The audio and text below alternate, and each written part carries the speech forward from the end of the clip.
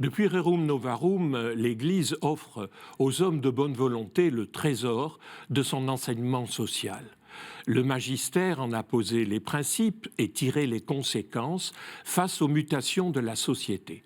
Ainsi, selon Benoît XVI, la doctrine sociale de l'Église éclaire d'une lumière qui ne change pas les problèmes toujours nouveaux qui surgissent.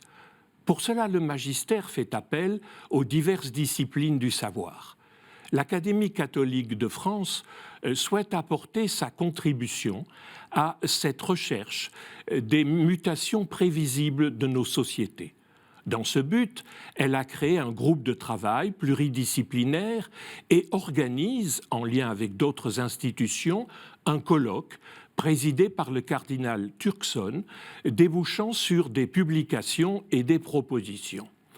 Elle a retenu 8 domaines en mutation que la doctrine sociale devra prendre en compte. 3 de ces domaines relèvent des nouvelles problématiques anthropologiques et politiques. C'est le cas des corps intermédiaires, dont l'importance a été soulignée par le principe de subsidiarité. La vitalité des corps intermédiaires et de la société civile permet de surmonter les oppositions entre l'individualisme et le collectivisme.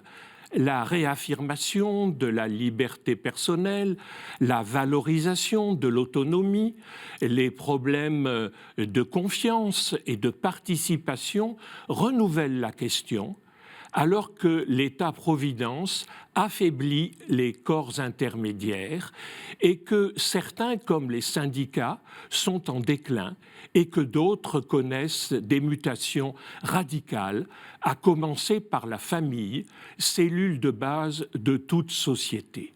D'autres groupes, favorisés par la révolution numérique, émergent de manière plus informelle et moins institutionnelle que les corps traditionnels.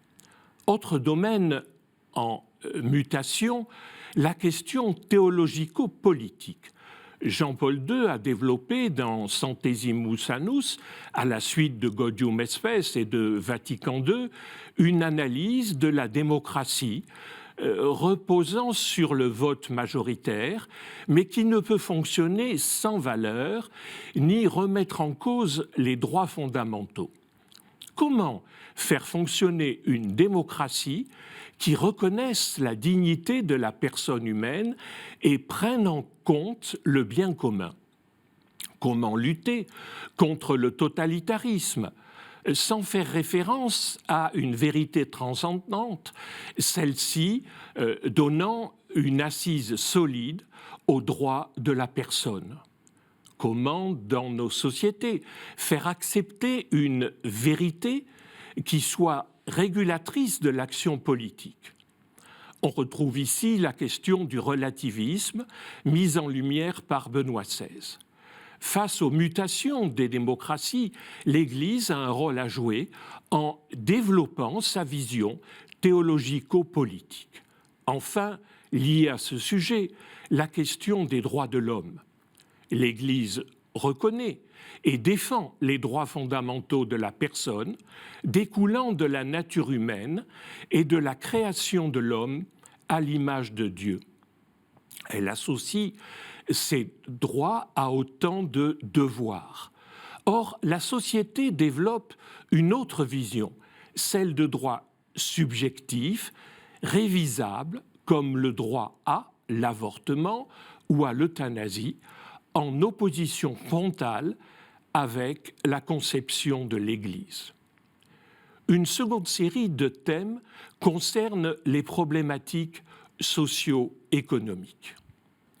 L'entreprise est en pleine mutation. Le salariat évolue.